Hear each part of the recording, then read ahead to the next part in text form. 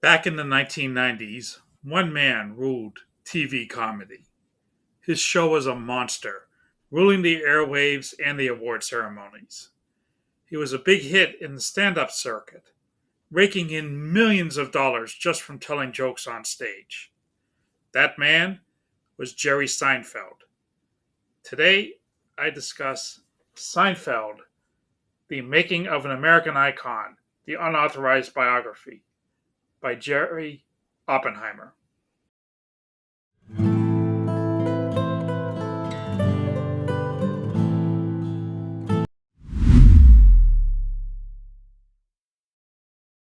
Jerry Seinfeld is a son of New York, through and through. Going back to his grandparents, where our story starts, Seinfeld's upbringing in Massapequa, Long Island, through his schooling, college, and beyond. As he starts his career officially, he haunts the comedy clubs of New York City, honing his craft, writing every day, and taking complete control of everything he says and does, and what is said and done about him and on his behalf. He doesn't have many girlfriends until college, and even then, they are few and fairly far between.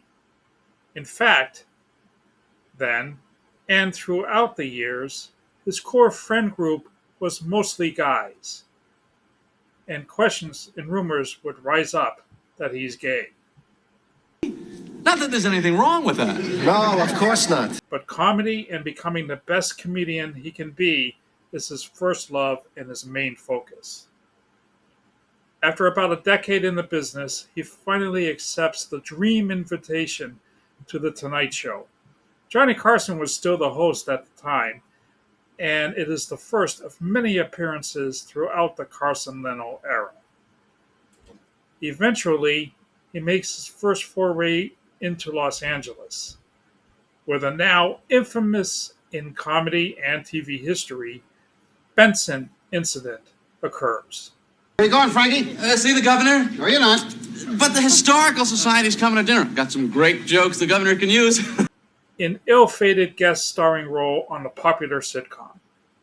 And so it goes until 2001. This book was published in 2002. The TV show, his cars, his self-controlling nature are all printed in these pages, including, at the end, him finally getting married to a woman and starting a family.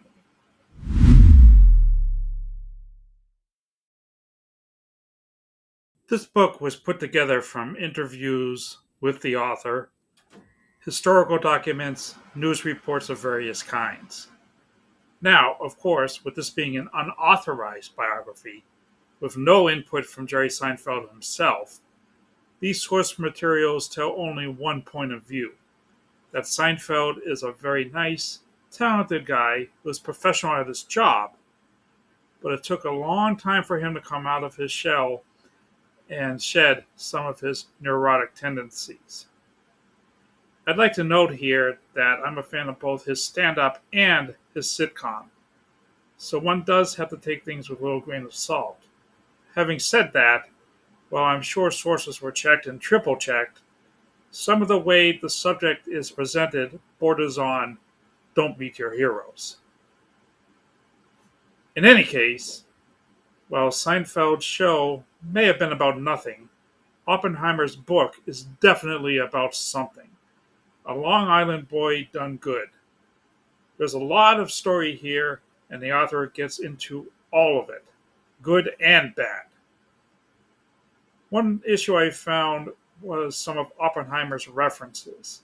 They do date back to when the book was published, just a year after 9/11, with political references dating from the mid to late 90s.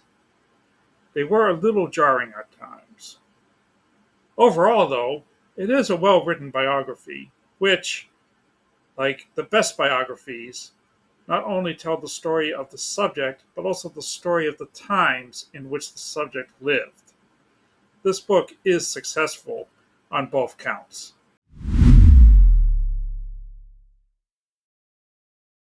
Jerry Seinfeld is one fascinating man. neurotic but generous, thoughtful and professional, a real comedian's comedian who works and lives clean. This book shows all of this and more. If you're a fan of any part of Seinfeld's career, except for the last 24 years or so, since that was after the book was published, it's worth giving this a read. Well, that's all for now. Please comment your thoughts below. Click here for more book reviews, and click my face here to subscribe. Thank you for watching, and as always, please keep on reading. We'll see you next time.